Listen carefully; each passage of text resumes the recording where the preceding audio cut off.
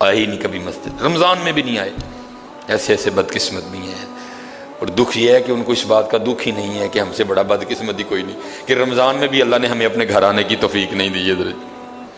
وہ اپنے موبائل پہ، وہ اپنی گھڑی پہ، وہ اپنے تعلقات پہ، وہ کسی سوسائٹی میں اپنا گھر ہونے پہ بڑے خوش ہیں، لیکن ان کو اس بات کا پتہ ہی نہیں کہ اللہ ہم سے اتنا ناراض ہے کہ سب سے مسلمانوں کا خاص الخاص موقع، مسلمانوں کے سب سے خاص ایام، شہر رمضان الذی انزل فیہ القرآن، سب سے مبارک مہینہ مسلمانوں کا، اللہ نے اس میں بھی مجھے اپنے گھر میں آنے کی توفیق نہیں دی. وہ اسی بات پہ خوش ہے کہ میرے پاس آئی فون 13 پرو میکس ہے، وہ اسی بات پہ خوش ہے کہ میرے پاس بڑی قیمتی گاڑی ہے.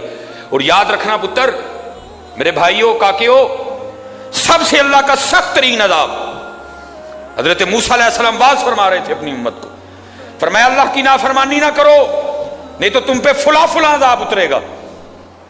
ایک شخص اٹھ کھڑا ہوا، عرض کرتا ہے اللہ کے نبی علیہ السلام آپ فرما رہے ہیں اگر اللہ کی نافرمانی کرو گے تو فلاں فلاں عذاب آئے گا. میں تو جیسے جیسے نافرمانی کرتا ہوں اس کی نعمتیں مجھ پہ بڑھتی جاتی ہیں. مال بڑا ہے، بڑھ رہا ہے دن بدن، اولاد بڑی ہے، بڑھ رہی ہے دن بدن، تو پھر سزا کاہے کی ہوئی؟ حضرت موسیٰ علیہ السلام کو طور پہ تشریف لے گئے، جا کے اللہ کی بارگاہ میں عرض کیا اللہ میں تیری مخلوق کو تیری طرف دعوت دے رہا تھا، ان کو گناہوں کی نحوست سے ڈرا رہا تھا، گناہوں کے عذاب سے ڈرا رہا تھا، اگر تم اللہ کی نافرمانی کرو گے تو یہ عذاب تم پہ اتریں گے.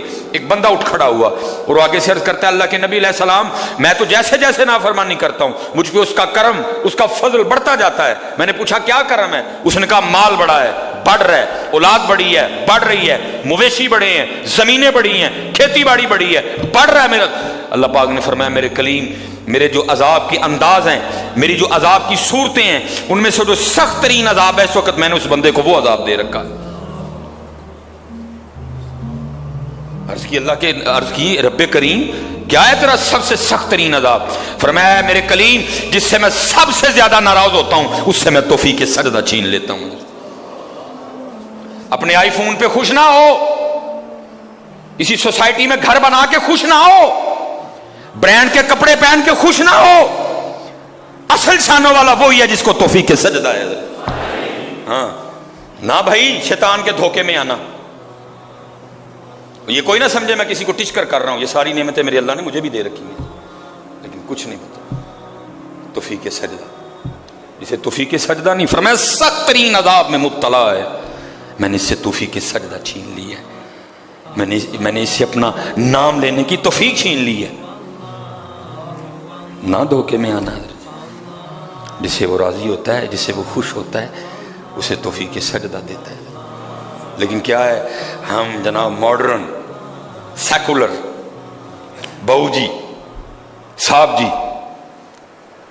بڑے خوش ہیں.